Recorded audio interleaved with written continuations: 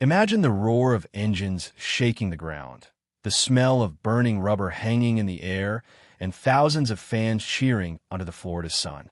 That's exactly what happened at Gainesville Raceway during the 57th Annual Amalie Motor Oil NHRA Gatornationals.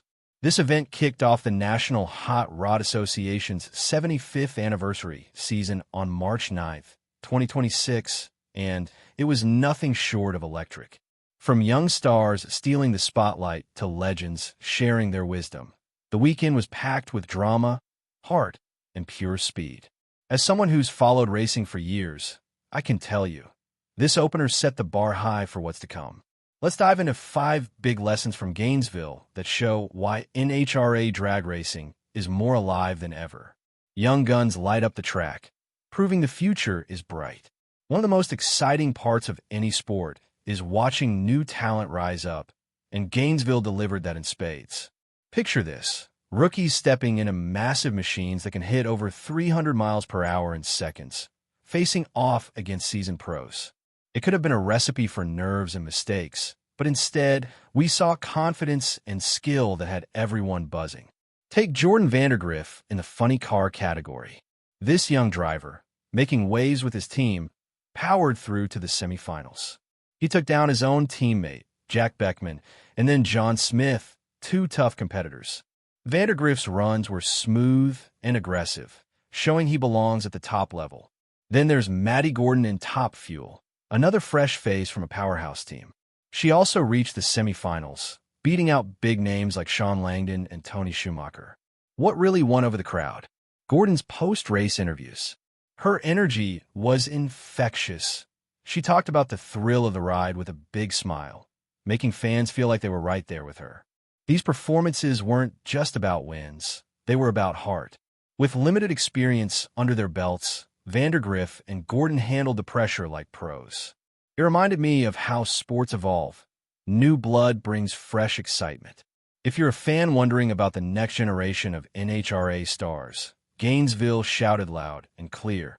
The kids are more than all right. They're ready to lead. Honoring the pioneers. A legendary weekend of stories and speed. No anniversary celebration is complete without looking back, and NHRA nailed it with their Legends Tour at Gainesville. It was like a living history lesson mixed with high-octane fun. Icons of the sport, think Big Daddy Don Garlits, Don the Snake Prudhomme, Shirley Muldowney, Kenny Bernstein, Joe Amato, Warren Johnson, Bruce Larson, and even announcer Bob Fry were everywhere. They signed autographs, chatted with media, hung out in booths, and shared stories that spanned decades. The highlight? A special exhibition race where these legends hopped into 550 horsepower 26 Dodge Charger sixpacks. It wasn't about breaking records. It was pure fun. Bruce Larson edged out Joe Amato in the final, and the crowd loved every second. On top of that, a big ceremony honored the top 75 drivers in NHRA history. Right in front of a packed house, stars like Garlits, Prudhomme, and Muldowney received sparkling diamond keepsakes. It was emotional. Fans cheered, legends waved, and you could feel the respect in the air. Events like this bridge the past and present. They remind us that today's racers stand on the shoulders of giants. And with more tributes planned throughout the year, NHRA is making sure these stories keep inspiring. If you've ever wondered what makes drag racing special, it's moments like these where history comes alive on the track. Crowds pack the stands. Why Gainesville keeps selling out. Drag racing isn't just about the cars. It's about the people who show up to watch. And boy, did they show up in Gainesville. Saturday was a total sellout, with fans filling every seat and spilling over. Friday and Sunday weren't far behind, even with some parking headaches and limits on how many people the venue could hold. Why the massive turnout? This event has been the season opener in March for years, drawing folks from all over the world who crave that first taste of NHRA action. Think about it. Sunny weather, nonstop racing, and the buzz of a new year. It's like the Super Bowl for drag fans. The energy was palpable. Families with kids, longtime enthusiasts swapping stories, and newcomers wide-eyed at the speed. Despite the crowds, the atmosphere stayed friendly and fun. This isn't a one-off. Gainesville has a habit of selling out, and it sets the tone for the rest of the season. If you're planning to catch the 58th edition next year, book early. These tickets fly faster than the cars. Qualification drama. Champs stumble, but bounce back. Racing is full of twists, and qualifications at Gainesville proved that no one is safe, not even the best. Austin Prock, the back-to-back Funny Car World Champion, shocked everyone by failing to qualify. In his debut with Tosca Racing's PPG Mustang, new parts and chassis tweaks just didn't click. He couldn't get a solid run down the track, marking the first time since 1984 that a reigning champ missed the cut at the opener. Ouch! That's the kind of surprise that keeps fans on the edge of their seats. But it wasn't all doom for the big names.